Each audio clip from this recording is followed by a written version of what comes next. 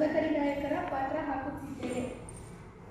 ಧರ್ಮ ಸಂರಕ್ಷಣೆಯ ಈ ಕಾರ್ಯದಲ್ಲಿ ನವದುರ್ಗೆಯರಲ್ಲಿ ಒಬ್ಬಳಾದ ನಿನ್ನದಗೆ ನಮ್ಮದಾಗಿರಲಿ ತಾಯಿ, ನಮ್ಮದಾಗಿರಲಿ. ಎಡಗಡೆ ಪ್ರಸಾದ, ಎಡಗಡೆ ಪ್ರಸಾದ ಎದುರಿಸುತ್ತೀಯೇನೇ ನಿನ್ನ ಮಗನನ್ನು? ಚಿತ್ರದುರ್ಗದ ಮದಕರಿ ನಾಯಕರ ಶೌರ್ಯ ಪರಾಕ್ರಮದ ಬಗ್ಗೆ ನಿನಗೆ ಶಂಕೆಯೇ?